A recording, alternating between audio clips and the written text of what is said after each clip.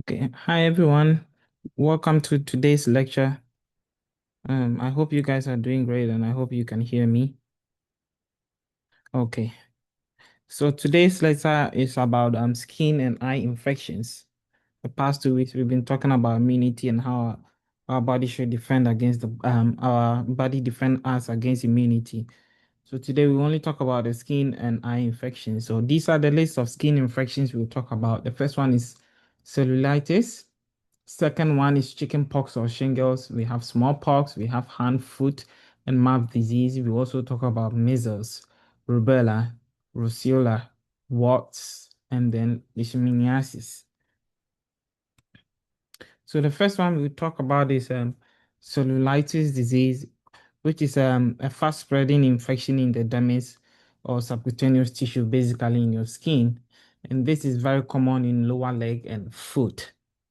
It can get very serious and then can lead to you staying in the hospital. Um, Mostly what happens is what some of the side effects include you having pain, swelling, and warmth, and you can also have swollen lymph node and sometimes fatigue. This disease is caused by Staphylococcus aureus, Staphylococcus pyogenes, and sometimes other bacteria. And in some cases, immunocompromised people um, who tend to have this disease and sometimes they might have cardiac insufficiency. I'm sorry, immunocompromised people tend to have this disease, and people who also have cardiac insufficiency also tend to be at risk of this disease. The main mode of transmission is through is done by bacteria or fungi, which get infested into your dermis and through trauma, or sometimes when there's like without no obvious break in your skin. So this is a classic example of parenteral infections.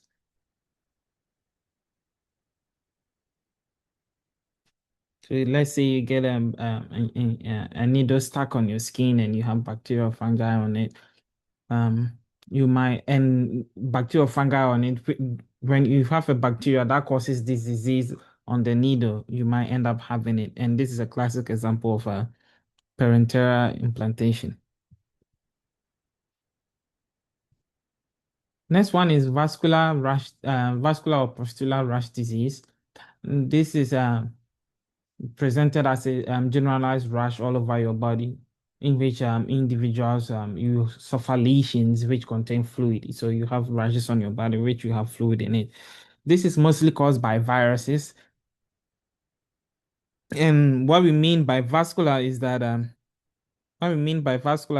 there's an elevated lesion with clear fluid on your skin, and as you can clearly see, this is a pustula, which is a huge one, and simple. Then you have the I'm sorry, I don't mean vascular, I mean vesicular, which is more clearer in your vesicle. So the vesicular one you can clearly see is just smaller compared to the pustula, and just a lot of them all around. And then we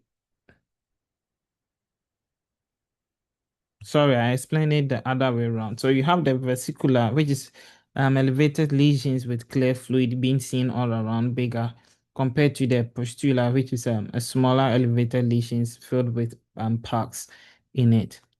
And when we mean by pox or pox diseases, we mean diseases such as the chicken pox disease, smaller pox, hand and foot and mouth diseases. So now let's take chicken pox. This is typically a mild and sometimes they really this is a mild form of the disease group, and sometimes they really have mild phenotype and some complications. And as you can clearly see, you have this pox all over the infected person. There are vaccines for infants around 12 to 15 months, so mostly you get this injection when you are super young. And then we also have some for children, which are 4 to 6. So if we, let's say you miss the 15 to 12 month, you can go back and inject around 4 to 6 years old. This is caused by human herpes virus, aka herpes virus 3, aka varicella zoster virus, and it's transmitted through droplet contact, and also through inhalation of aerosolation fluid. I remember when we were kids, if you see someone with chickenpox, you try as much as you can to invade it, raise the person. So most common cases resolve in 2 to 3 weeks. And some patients also experience secondary infections. There are some people they get it again and they will still get it the second time. But it's known when I was young, it's known and was known that you only get it once in your lifetime and you get immune to it. That is, some people immune system might not be able to build very strongly and might get a second sort of infection. It has a 20% mortality rate in immunocompromised people, and about 0.1% of cases are followed by encephalopathy. So, it's a very dangerous disease. So we could clearly see that they normally appear as superficial lesions or rash, and they are mainly they are mainly in the centered part of our body. So it can be on your skin, on your face, all over your body, all over everywhere. The next one is shingles, which is HHV3, which becomes latent within ganglia, but later on reactivates and causes shingle. So they develop after physiological stress, and then you can also treat them with X-ray treatment and immunosuppressive drugs. In worst case scenario, you have surgery or malignancies. And then there's also vaccines available for adults. One example of the vaccine is Zostavax. So Zostavax. Basically, I'm spelling it Zostavax. Zostavax. And this is available for adult. This disease actually causes painful blisters or rash on trunk or chest, or also on your head. And there are attenuated vaccine recommendations for people who are 60 years and more old adults.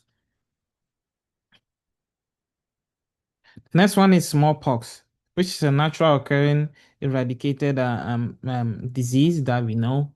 And then there are also vaccines are available for smallpox.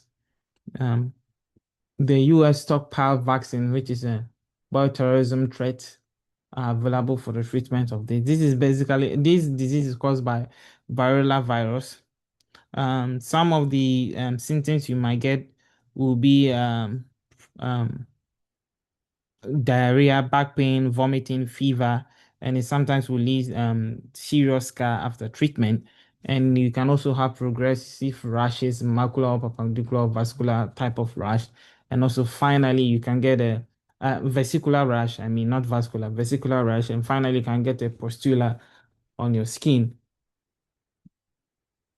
This disease is not kind of common. The last natural case worldwide recorded was in 1977 in Somalia. So I don't think it's quite of a common disease nowadays. But the natural mode of transmission is through droplet contact and also indirect contact. So smallpox is in two forms. So we have the variola major and the variola minor. So the variola major is highly virulent, leading to toxemia, shocks, and intravascular coagulation, leading to about 30% mortality. And as you can see, this is like the worst form of it all over the whole body of the patient.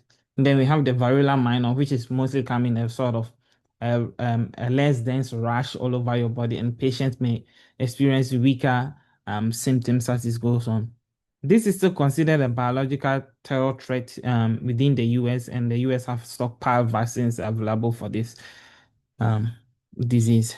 We hope that no one ever gets this disease, because if you have quite an immunocompromised system, you might be leading towards the mortality, the statistics for the mortality rate.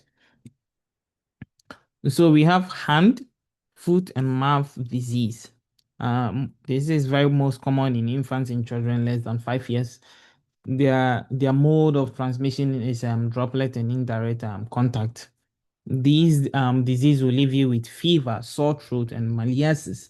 It can also lead you with painful spot inside your mouth, and you also have red blisters like light spots on your palm and hands, as we can see in here. And in worst cases, you can have sores on your feet and genitals and buttocks, knees, and all over the place, as we can clearly see. This is caused by viruses in entero, specifically in the enterovirus group. So it's caused, the most common one is Coxsackie virus. That is the most common one that we know. We have maculopapular rash disease. This is this is more present where major manifestation is seen as skin rash all over your skin, and as you can see, the patient really have a skin rash which looks extremely red. Um, Maculopapular basically means flat to slightly raised colored bumps, and as we can see here, this is mostly caused by viruses. The next one on our list is measles, which starts on head and spreads throughout your whole body. Lasts more than 1 week. There are vaccines available, which is MMR, and these vaccines have been available since the 1963. Before the vaccine was introduced, measles was known to kill about 6 million people per year. Roughly 85% of children around the world now have received vaccines since 2010. And as you can see from statistics here, more than 430 children die of measles every day if they don't have vaccines. And I'm sure most of you already have injections for MMR when you were a little kid. I think it's one of the required vaccinations when a child is being born. It's caused by measles virus and is transmitted through droplet contact. Next on our list is how complications of some of the complications of measles. So the small number of cases have developed laryngitis, bronchopneumonia, and bacterial secondary infections, as the measles basically brings down your immune system, so leaves you exposed to secondary infections. There are about 6% of cases which is known, and some of the viruses can also cause pneumonia. So about 1 to 20,000 cases have been known to cause sub subacute sclerosing panencephalitis. And then this is basically the progressive degradation of the cerebral cortex, white matter and brainstem, which is fatal because if you have your brain being damaged by viruses, eventually you have to die because your brain is like the powerhouse which controls everything that you have. And if it's degrading, it means you eventually are going to lose your consciousness and die because your brain is subconsciously instructing your heart and the whole body to pump blood and make you alive. There's also recent increase in infections and complications due to lack of vaccination. And so, if someone is not vaccinated, as I mentioned earlier during birth, there's a possibility you might develop this when you grow older. Next, to talk about this, the Rubella disease. We mostly call it the German measles because the German physicians were the first to write about this disease, and they wrote a first clear description of it in 1960s. These diseases have only a moderate contagious and close. It's moderate. It have a moderate rate of contagious, so it means you need like close quarters in order to attract it. Um, we also have vaccines for it, which is the MMR, and then uh when you get infected, you have a relatively minor rash with few complications, mostly within 3 days. It's caused by this disease is caused by the regular virus and it's transmitted through droplet contact. So it means you have to get really close in order to have the disease. Then we have the congenital rubella, and then this is also seen mostly in infant, mostly in infections. Infections start in the first trimester when someone get pregnant, and in worst cases, it can induce miscarriage, and it can cause permanent defect in newborn. So if it's not being detected and treated, it can cause things like deafness, cardiovascular abnormalities, ocular lesions, deafness, and mental and physical retardation. As we can clearly see, this newborn have been hooked around with a lot of hospital apparatus trying to keep the newborn alive. The newborn you see has a popular popular rash around it, and then we don't know, but there's a possibility that it might have deafness, and also it will be known that women of childbearing age should be vaccinated before conception. So if you are a woman and you plan to have kids, you should make sure you're already vaccinated against this congenital rubella to make sure your kid wouldn't have to your kid won't get it later on. Next on our list is roseola. This is very common in babies and children, and there's actually no vaccine for this. So about 70% of cases proceed with no rash. So might not see the rash on the skin, but they might have it. Patients usually have high fever, which around 105 Fahrenheit, and which comes on quickly and lasts about 3 days. And when rashes appears, disease is almost over. um some patients will also experience febrile seizures, and then like all herpes viruses can go latent and just occur like that. So this is not usually a huge deal in immuno competent people, and as I've mentioned earlier on, there's no vaccine. So if you have this disease, you just have to pray to God that you get healed. It's caused by human herpes virus 6, and about 90 to 100% of the US population is affected by this virus in adulthood. The transmission, we don't know. So next on our list is WATS, which is papilloma and disease. It's caused by human papilloma virus. It's developed nearly all individuals, and it's more popular in children than adults. It's transmitted through direct and indirect contact, and it can treat you can treat, but usually it's self-revolving, so it comes and goes by itself. It's treatable.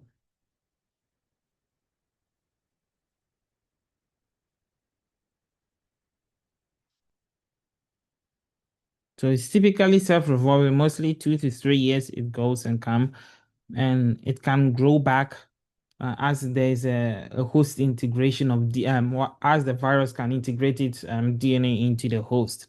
Incubation period for this disease is mostly 1 to 8 months. Um, and it's more common on in pedicure equipment.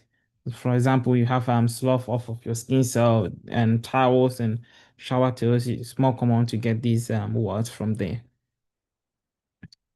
So now let's talk about some subtype of warts. So we have C's and common warts, which is painless, and it's elevated roughly. It have elevated rough growths on fingers and other body parts, and as you can clearly see from here.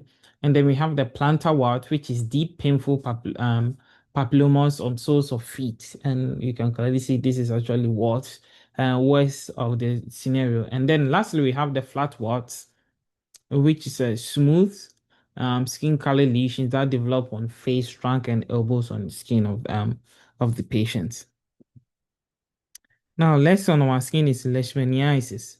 This is a zoonotic disease, and it's transmitted through female sandflies. So if the female sandflies kind of bite you, you might be transmitted with leishmaniasis. Leishmaniasis. It's caused by the Leishmania species, which is a protozoan. You develop very large skin lesions if you get infected with this disease. There's no vaccine, but we have anti-protozoal drugs to treat it. So the female sandflies serve as a reservoir for transmission of this disease. This is example of some reservoir that we've discussed in the last 2 to 3 weeks. So there are also subtype. We have cutaneous leishmaniasis, which is more localized infection of the capillaries of the skin. It's more popular in the Mediterranean, Africa, and also South Asia, and more popular it's caused by the Leishmania tropica. And then we have the second one, which is Mucococcus mucocutaneous leishmaniasis. So the second one is mucocutaneous leishmaniasis. It affects both skin and mucous membrane, and part of it's more popular in part of Central and Southern America. It's caused by the L. brasiliensis virus. Third one is the systemic or Biscalora leishmaniasis, and it's more severe and highly fatal if gone untreated. And one of these is what you are clearly seeing here, um, here in this picture, which is more like the worst form of it.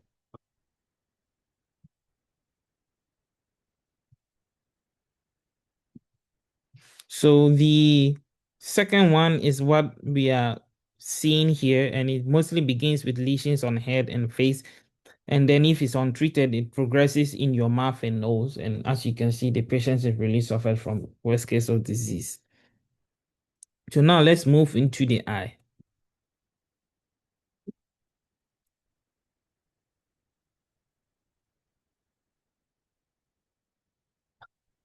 In the eye, we'll talk about two diseases. Talk about conju conjunctivitis, and second one is river blindness. So conjunctivitis basically means pink eye. When you get infected, you get pink eye. The most common infection of the conjunctiva of the eye. So in the eye, this is basically where your conjunctiva is. Transmission is through direct and indirect contact, and mostly infected person will have discharge almost always present in their eye, and they will have swellness and redness and sometimes mild pain present.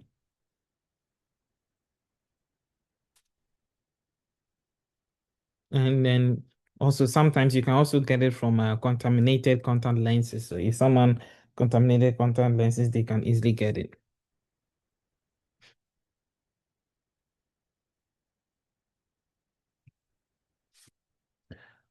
So now let's dig into um, conjunctivitis. So it's caused by bacterial infection, and then mostly you have a milky discharge, which is common in children, and it's caused by multiple bacterial species, but there are antibiotics available to treat it.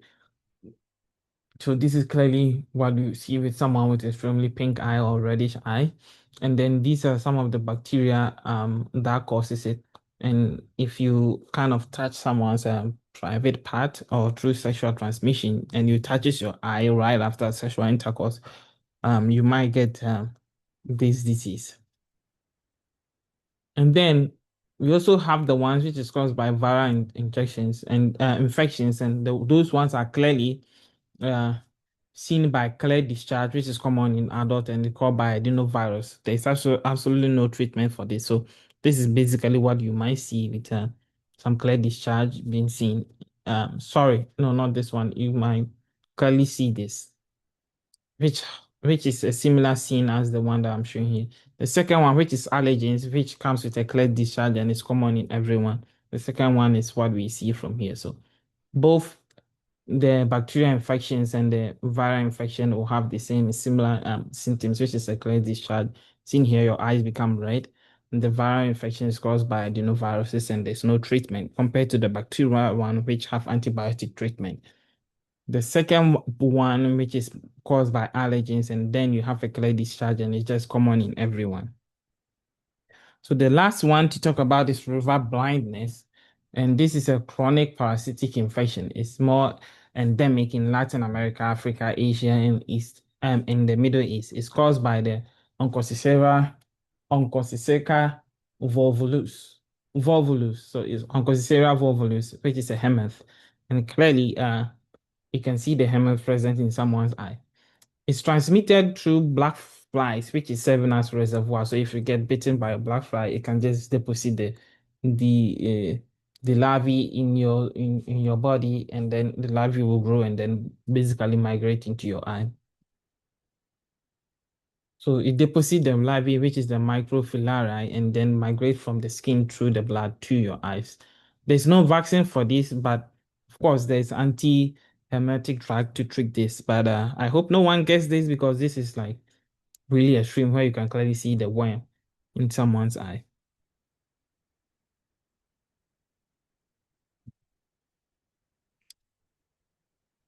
So the river blindness disease ultimately leads to damage of the eye and causes blindness, as you can clearly see in this patient.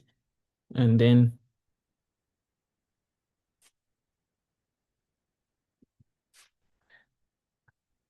the ones which are caused by bacteria, the ones which are caused by bacteria is caused by the mutualistic Wolbachia bacteria, and it just infects inside the worm. So the so here you have the fly deposit the worm, and inside the worm you have these bacteria infections present within the worm. So the Wolbachia bacteria contribute to damage in the human tissue, as we can clearly see. So again, you have the fly. The fly is the reservoir. The fly bites you, deposit the worm. The worm might deposit the it deposits the microflora of the worm, and now the microflora grows and migrates through your bloodstream to your eye. The worm gets into your eye, and then releasing the bacteria within the worm get access to damage your tissues. So this is basically all we have for today, and hope to see you guys on Friday for your exam, and I wish you good luck. Okay, bye.